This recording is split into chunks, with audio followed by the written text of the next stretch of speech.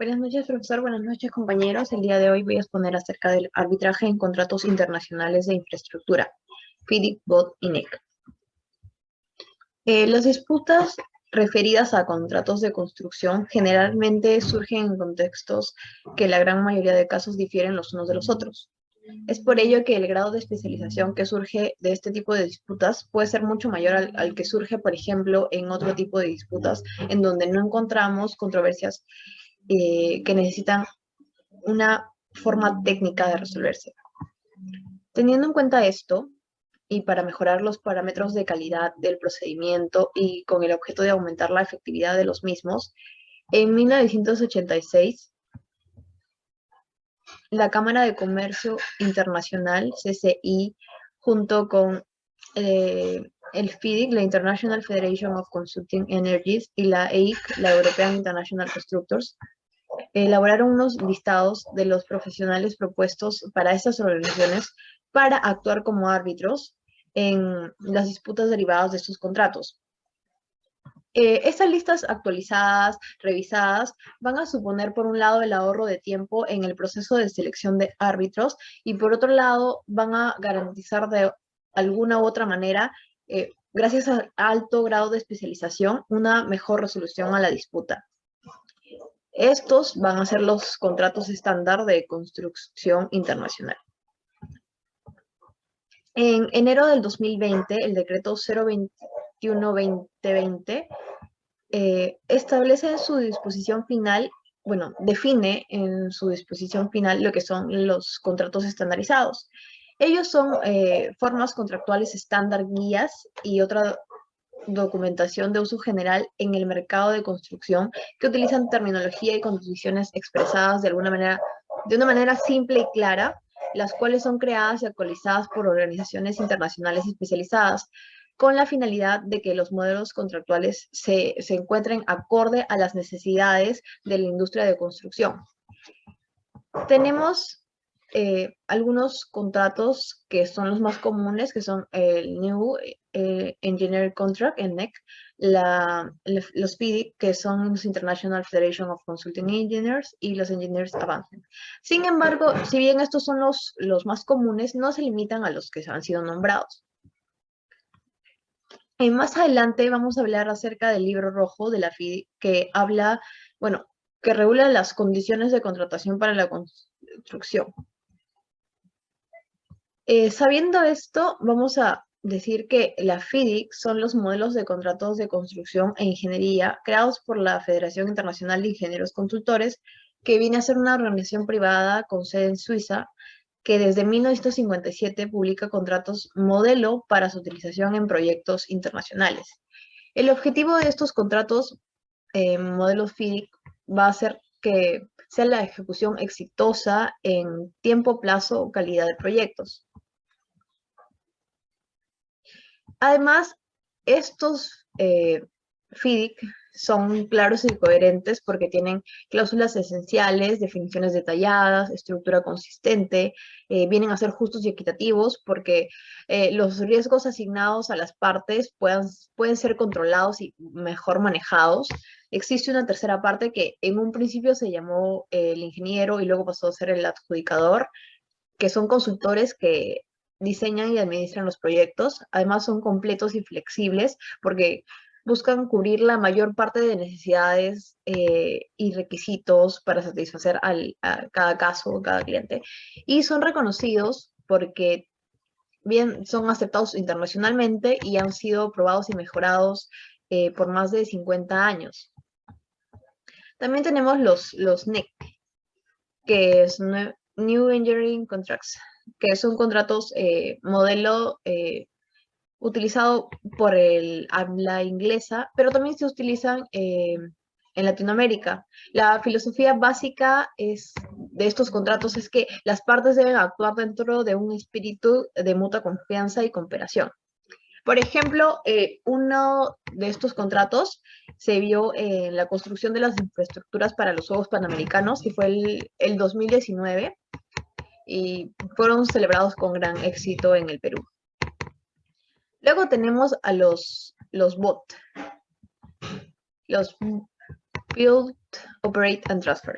Esta modalidad de contrato va a establecer que la sociedad vehículo del proyecto deberá construir, operar y luego transferir al Estado los activos o todos los componentes del proyecto. Es decir, la empresa privada se encarga de ejecutar la obra bajo su riesgo y al final cobra por el uso directo de la misma. Sabiendo lo anterior, ya podemos entrar a lo que es el arbitraje internacional.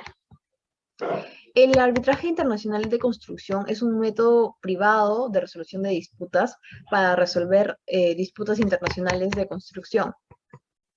Esto se encuentra, bueno, definido por la Cámara Internacional de Comercio, que son todo tipo de disputas que surjan de proyectos para trabajos de construcción, pero principalmente aquellas relacionadas con la ejecución de los servicios y el trabajo necesario para la implementación del proyecto. Las disputas de construcción suelen ser técnicamente complejas y objetivamente intensas, como ya les había mencionado, que necesitan un carácter de especialización muy detallado. Incluyen evidencia documental voluminosa, documentación técnica, reportes diarios, cronogramas de proyecto, dibujos, declaraciones de método, facturas de cantidades, solicitudes de inspección y una variedad de certificados.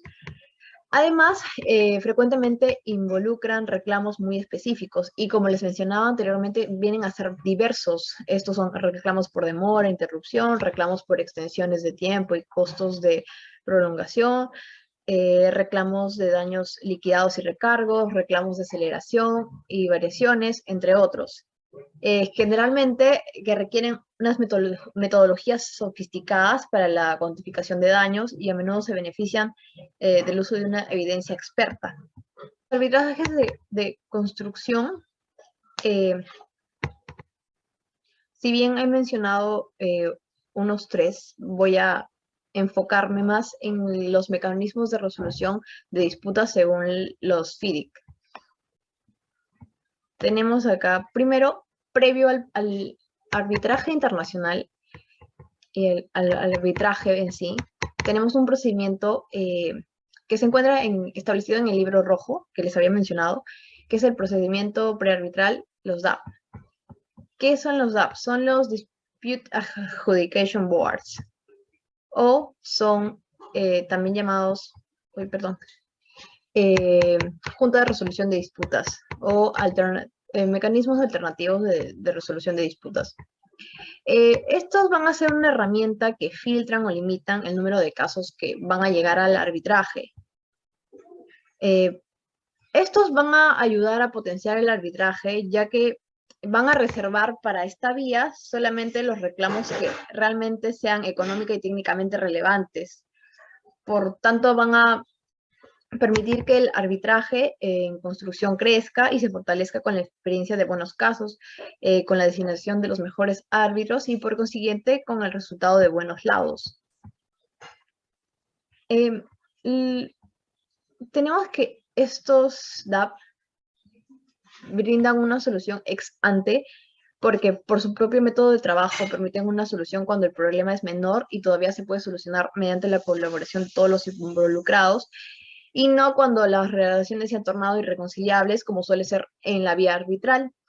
Va a ser preventivo y proactivo, la solución es coetánea a la ejecución de la obra y es resuelto in situ por técnicos, en donde prima la participación de técnicos en la solución, teniendo en cuenta los abogados de participación coadyuvante, la solución es técnica antes que jurídica, eso sí. Esta vía previa es imperativa a ser agotada para que pueda darse luego el arbitraje. Sin embargo, el DAP no es acogido por la protección internacional de un acto arbitral, ni está sujeta a convenciones internacionales. Las decisiones de los miembros del DAP son susceptibles a ser abiertas, examinadas en un arbitraje de la Cámara de Comercio Internacional. En el caso de que de un lado arbitral, este no está sujeto a revisión de fondo alguno, por ejemplo. En cambio, los DAP sí.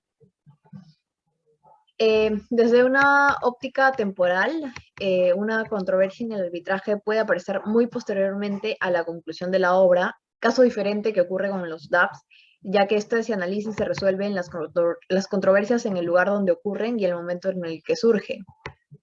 Una vez agotados los mecanismos contractuales y los plazos de los procedimientos prearbitrales sin pronunciamiento y de subsistir la disputa, las partes están habilitadas recién para acudir al arbitraje. Finalmente, el arbitraje se presenta como un mecanismo definitivo en sí mismo de resolución de controversia cuya decisión obliga a las partes. Este va a ser el método que resuelve el fondo de la disputa e impone a las partes una decisión final que puede ejecutarse forzosamente. La idoneidad del arbitraje en el ámbito internacional se manifiesta fundamentalmente en la consecución de un título un título de ejecución susceptible a ser ejecutado compulsivamente en los distintos países sometidos bajo el Convenio de Nueva York de 1958. De esta manera, el arbitraje va a ser suficientemente capaz de dotar de seguridad jurídica a la contratación internacional. En el ámbito de la construcción, el arbitraje se va a presentar como un recurso idóneo, eficiente en la resolución de controversias, a comparación de los poderes estatales de justicia. La inmensa mayoría de estas controversias en los contratos de construcción, por no decir todas, se van a someter al arbitraje, llegando la doctrina a llamarlo al árbitro como juez natural en este tipo de disputas. Después, los árbitros tienen poderes para abrir, revisar, examinar cualquier decisión dada en el DAP, así como toda opinión, instrucción, determinación certificada o evaluación del ingeniero. Bueno, en este caso ya no se llama ingeniero, sino es adjudicador. De este modo, los árbitros tienen el poder para decidir de nuevo sobre todas las cuestiones de hecho, toda la interpretación contractual y toda la cuestión de derecho relacionadas con un conflicto. Debido a las diferentes etapas especificadas en la cláusula 20 del libro rojo, no es posible iniciar el arbitraje hasta después de 168 días después de haberse planteado la reclamación. Sin embargo, esta regla no opera en el caso de que el contrato haya sido totalmente ejecutado y la designación de los miembros del DAP haya expirado. En este caso, el conflicto puede ser solucionado directamente mediante el arbitraje. Sin embargo, si no se recurre al arbitraje, opera la renuncia de las partes a este, quedando firme y vinculante la decisión del DAP. Además, cabe agregar que el arbitraje va a permitir a las partes nombrar árbitros expertos con conocimiento especializado y comprensión de proyectos de construcción complejos, las normas aplicables y leyes nacionales. También la flexibilidad procesal del arbitraje permite que las partes adapten el procedimiento arbitral para satisfacer sus propias necesidades y las necesidades del proyecto de construcción. Como los grandes proyectos internacionales de construcción, a menudo estos involucran a partes diferentes de diferentes jurisdicciones con diferentes enfoques culturales y provenientes de diferentes sistemas legales. Las partes van a menudo elegir al arbitraje como método preferido de resolución de controversias, ya que con un tribunal de 3 miembros compuesto por árbitros con antecedentes diferentes, de varios sistemas legales, va a parecer mucho más imparcial y mucho más neutral e independiente que elegir jueces nacionales ante los tribunales locales. Por ejemplo, cuando se trata de entidades de diversas nacionalidades, también es muy importante que los laudos arbitrales finales se apliquen fácilmente en los principales países del mundo, a diferencia de las sentencias judiciales nacionales.